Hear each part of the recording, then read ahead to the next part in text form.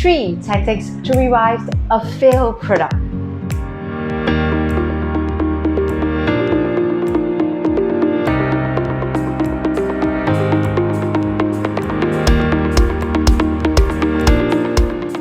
Welcome to my weekly video channel. Hi, my name is Samantha, the second generation owner of Glasfil Polymer Sdn. We're a one-stop plastic injection molding solution center in Malaysia. Google Glass, the new Coke, and the Ford Edsel. What do these 3 products have in common? I'll give you some more time to think about it.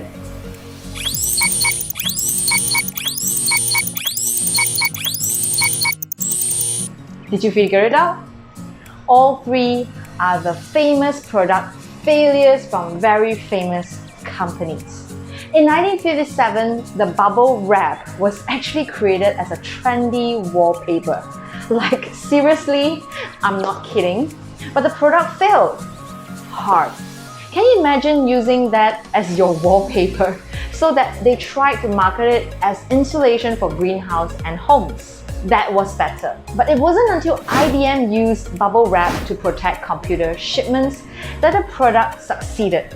Stories like this of successful products that failed at first should inspire us to take stock when faced with a product failure. Don't destroy that great idea just yet. It is possible to relaunch a failed and sluggish product and in turn revive a failing business. So here are the 3 tactics to revive your failed products. Number 1, give your product a name. A name turns a product into a brand, and a brand has value. It implies expertise. It turns the product into something that you, your client, and your employees can identify with. Take a simple screwdriver set. For example, what's more interesting? A no-bag hand bidet set or an antimicrobial hand bidet set from no bag? If your company is a recognized brand and you own a recognized brand name, use it. Naming a component of branding, it's one of the most effective ways to revive a failed product. Tactic number 2, you should try promoting it using media and you didn't use the first time around. There are so many businesses that limit their marketing message by sticking to what's normal in the industry or simply following what the other businesses are doing. This should go without saying, but your marketing should start by defining your ideal customer in great detail. Then finding out where they best place to reach them or where they hang out. Lastly, you use all the medias that will reach them. This is called omnichannel or cross-channel marketing. I've seen businesses who, for instance, only advertise on Facebook or only in newspaper or only through 1 or 2 other medias. There is a vast array of media available through which you can convey your product message.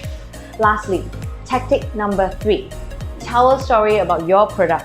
Analyze your customer demographics. Find out who are they, what age, income.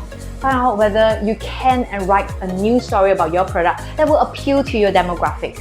Or you could also write multiple short stories that appeal to each demographic segment.